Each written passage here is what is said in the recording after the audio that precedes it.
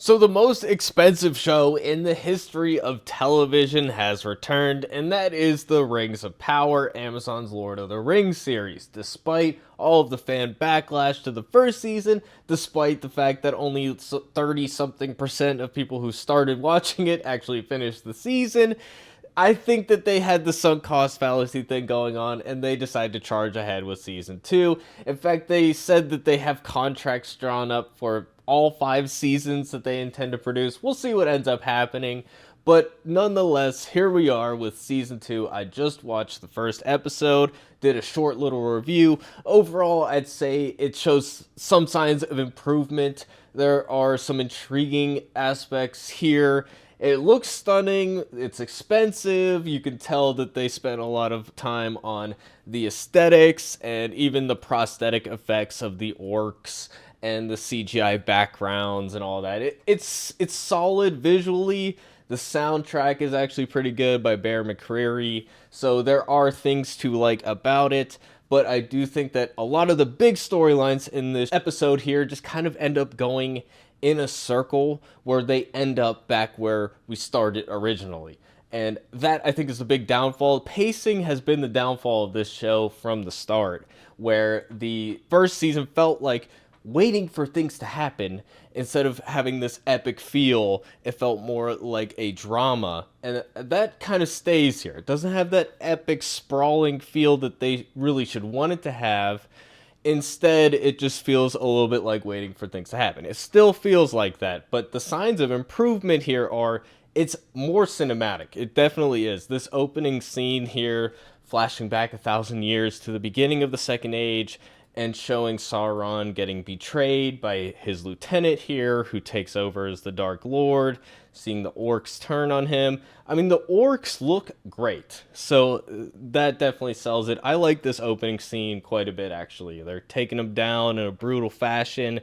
I thought that opening scene was really cool, and then the ice blast, and I'm pretty sure that this is the first castle that we get in the first episode of the first season, where there's the ice troll fight and all of that. They climb up that mountain to get there. It was kind of silly in that first episode, but we get to see the origin story. Again, we need origin stories for everything in modern Hollywood shows and stuff. Originitis is what I like to call that. It is definitely present here. But I like this scene. I think it's a nice beginning, setting the scene, and we're trying to get into the head of Sauron a little more. And since we're going back to the Second Age and telling that story, might as well show a little bit of POV of Sauron. I think they're trying to make you understand that he doesn't see himself as a villain per se. And, he talks here about how he's going to unite everybody. And that's what he's trying to do by force, right? So, and then we get him turning into this ooze, this black sludge, which is in the movies shown how the orcs are born out of this dark sludge, and he's a shapeshifter, so this is their way of showing that. I thought this was cool too, and it's nicely paced here. It feels like a movie. It's that cinematic feel. So this first 15-20 minutes of the episode, I think it starts off on a good foot here. So I like this opening scene, setting the scene, and then we have this part with this nice old man who's trying to say, hey, you don't have to be defined by your past. You can start afresh. You can choose to be good. You don't have to do evil. I think that was strong too. And, he's maybe one of the best characters in this episode, and he's only on screen for like less than 5 minutes. And we get this boat ride, and the sea monster attacks them, and it almost feels like he brings the sea monster out, and later in the episode we have the rings supposedly going to get thrown in the ocean, and then the ocean like fights back. So it's like the god of the ocean is rejecting them. And that's kind of the same thing that's happening in this scene here. So I really like this first part. I'm not gonna lie, I love this first part. And then they end this with reminding me of the stupidest part of the whole show so far, which is the coincidence of Galadriel jumping off of the boat to go to Valinor, and she's going to try to swim to shore. Just the most absurd part. And I thought that they were going to try to explain that with having Halbrand Sauron here have that be his plan all along, that she was set up. He was whispering in her ear, trying to tempt her off the boat, because they did all these weird, like, kind of camera shots where they're twisting around when she's thinking of jumping off. Maybe that is still what they're going to do, but it just kind of felt like I thought that's where they were going with this scene, and then they just show the same scene again. But maybe I'll leave the caveat that they might be trying to fix that, but it just reminded me of the stupidest part of the show so far, and I was didn't want that. I wanted to forget all the dumb stuff and just try something fresh and new, you know. And then we get some more kind of dumb stuff. So this is the big plot of this episode. After the flashback is the fight over the rings, the argument about the rings. What are we gonna do? We need the rings to stop the decay of Middle Earth, but they also are corrupted by the influence of Sauron, and that kind of argument is what this episode is about. We end up at the end of the episode exactly where we start, which is the rings are here and we're going to use them. They argue about using them the whole episode, and then at the end they just put them on. So it just kind of felt pointless by the end. So that's what I mean when I'm like, this show's going in a circle. But this opening scene is just, it's really kind of dumb. So they're doing this horse chase, and she's trying to grab the rings. She doesn't want him to inform everyone about Halbrand and all that. And Elrond veers off while they're neck and neck, right? So they're right next to each other. And then Elrond does a circular path, gets these other soldiers on his behalf to arrest her, because they're like, oh, by order of Elrond, we're taking you to blah, blah, blah. And it's like he veered off while they're chasing each other. He manages to get ahead of her to these other people to get them to arrest her. It's just, it is the scene from Last Jedi when Rose Tico manages to, in a circular fashion, get to the destination faster than Finn, you know, and just the implausibility of that. It's even worse than this, though, so, and it just looks silly, just them fighting. It looks like childish, you know. This did not work as an opening, that horse chase thing. And then we got the Elven King, and I think he looks like a fool in this episode, because he lets Galadriel and Elrond kind of walk all over him. They directly go against what he wants them to do, and he still lets them, you know, be right there. He doesn't punish them in any way, and it just feels like he's being misled and then not having consequences for that. So that's what drives me nuts, because in this episode, Galadriel was trying to cover up with that horse chase. She's trying to cover up the bad thing that she did, and yet the king is like, I know you'll do everything you can to set it right. But she is doing the opposite of that in this scene by trying to cover up what she did and try to stop word from getting out. So that, it bothers me. So we got a leader. I think he's supposed to be wise. I don't know. I'm not a deep lore guy when it comes to Tolkien, but I get the impression he's supposed to be this wise leader. I'm not left with that impression after this episode. So we see the edge here, the waterfall, and I was like, Elrond's gonna jump off the waterfall. And I laughed out loud when it happened. Because it's just ridiculous, you know? And I know elves are lighter than people, so maybe their physics around them enables him to survive. But why didn't they jump after him then? I don't know. And they even speculate that, oh, he died in the fall, blah, blah, blah. Even though they have better sight, so they can see down there, right? I don't know. It's just this goofy scene. And then we get Mordor here, and this is another part of the episode I like, when Sauron is kind of in the mix, tricking people. I don't think the show's writing is clever enough to really fully sell how good of a manipulator Sauron needs to be, but it's close enough that I appreciate what they did. So I like seeing him pose as the prisoner, the king, blah, blah.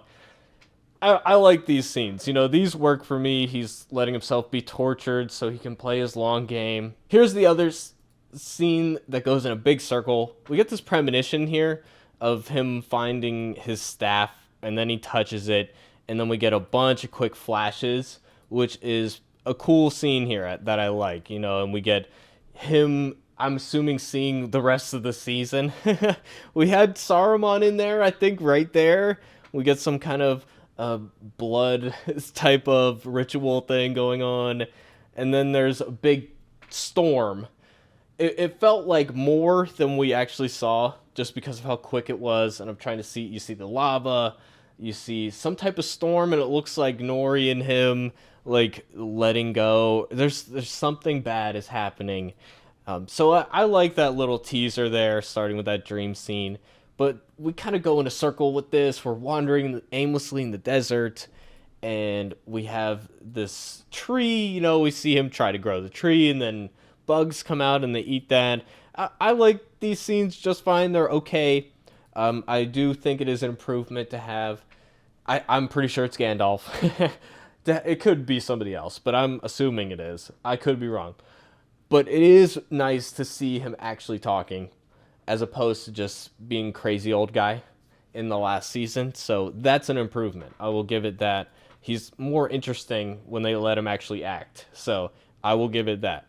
But basically, this episode with them, they're wandering in circles in the desert, and that's exactly what the story is doing. It's just a stalling tactic to stop them from getting where they need to go right now. And then they get out of that loop by Nori's friend catching up to them. And I get it, they're in a circle, and she has the magic map. She has this MacGuffin map that'll lead them through the desert.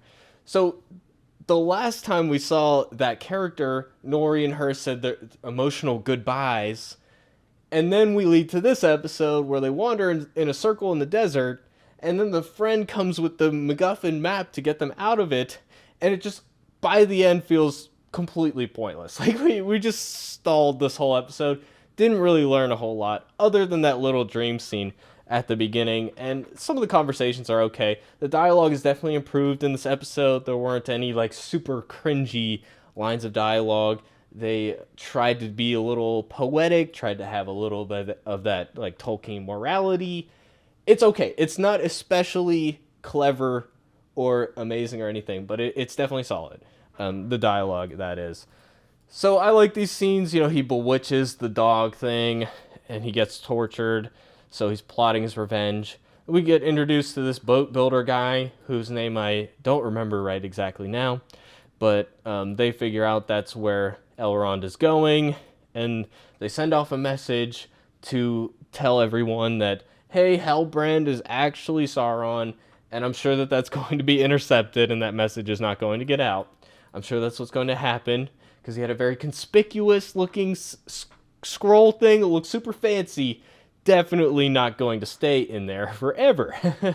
So Elrond and this builder guy have this conversation about the rings, and this is another kind of fault of this episode, is this guy's arguing against it. The choices are the age of elves is over, and they need to leave, and also condemn Mordor to their mortal enemy. That's option one. Option two is use the rings, which might be bad. So we have this thing that's definitely bad, and then this thing that maybe could be bad, even though they say he wasn't actually there when they got made, but it is what he wanted us to do. So there's this thing that maybe might be bad, and then this other thing that definitely is bad. And for some reason, even though this guy makes the better arguments in this scene, he is convinced by Elrond in this moment to think that the thing that might be bad is worth sacrificing the definitely bad thing. So this did not work for me at all, especially because we just end up going in a circle anyway. Galadriel's here, but the dude already left in the boat. And then this scene I talked about, where he tries to throw the rings in the water rejects it, which is kind of cool. It kind of erupts in the way that the volcano does. So we got some reversal imagery, water and fire. I love that type of stuff, analyzing that, the symbolism there. So they definitely tried with that, and like I said, tied it in with the crash in the flashback scene, the sea monster attack and all that. So I think that's really cool. But we just end up, he gets tempted by the rings, which is definitely something we've seen in the movies and the books and all that, but I don't feel the gravity of him being tempted by that in that moment. That's something I think they could have lingered on a bit more. You know, what was it? Yeah, it was glowing, and then he looks in there. What is his experience of that? You know, I think they did a good job at that in the movies with all the weird, like, flashy stuff. I think we could have done a little more with that. I like the music. You know, Barry Curry, I think he definitely interpolated a lot of Howard Shore's score in there. They are definitely trying to emulate the movies in this show. Even if they don't want to say that out loud for copyright reasons, they definitely are. Saruman in that flashback looks exactly like he does in the movies. They're copying the same fonts. They're using a lot of the same type of music. I don't think they're copying it word for word or note for note, but it's the same type of music. So they're definitely reaching for that, I think. And then we got the scene at the end where shipbuilder guy brings the rings back and they put them on, and it seems to work, right? Elrond's unhappy about it, even though I at this point I'm like, okay, so get rid of the rings now, right? They did their job. So I don't know. I know it's more complicated than that, but that's just what I was thinking in the moment. And then we end with Celebrimbor here at his forge, and Hellbrand is back, and we're not sure based on the end of this whether they're going to let him in or not, and then they do let him in. So that is where we end things. And of course, word hasn't gotten out that he's Sauron yet, so he's got some ulterior motive here with Celebrimbor. So I'm intrigued enough to want to continue on. I didn't have this feeling that it was painful to watch, you know. So overall, I'm kind of mid on it. You know, I don't hate it. I don't love it. I'm willing to give it more of a chance going on. So that's my opinion overall. So I'm going to watch the next episode, and I will see you guys with another video after that episode. So thanks for watching, everybody. Peace out.